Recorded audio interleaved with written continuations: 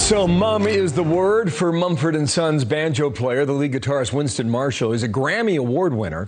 Says he's taken time away from the band to examine his blind spots after he praised a book written by our next guest, sparking a big backlash. Andy Ngo wrote the book. He's the author. It's called Unmasked, inside Antifa's radical plan to destroy democracy. Andy, welcome to our program. Go back to the tweet, guys. Marshall said, finally had the time to read your important book. You're a brave man. And man, did he hear about it. What do you make of that? I know this is being covered a lot as the latest example of cancel culture, but I don't think that term fully encapsulates what's going on.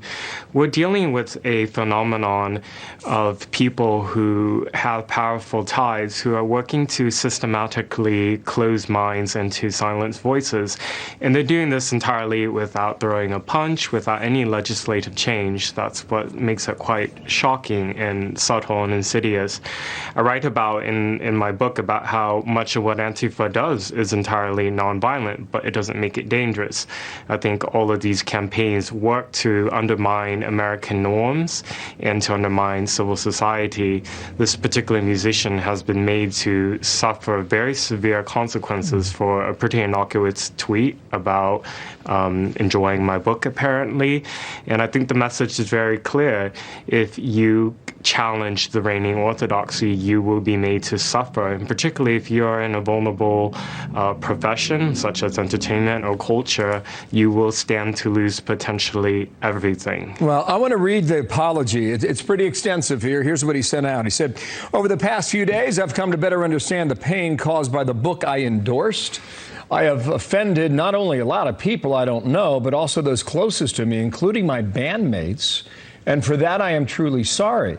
As a result of my actions, I am taking time away from the band to examine my blind spots. And for now, please know that I realize how my endorsements have the potential to be viewed as approvals of hateful, divisive behavior. I apologize, as this was not at all my intention. He fell on his sword.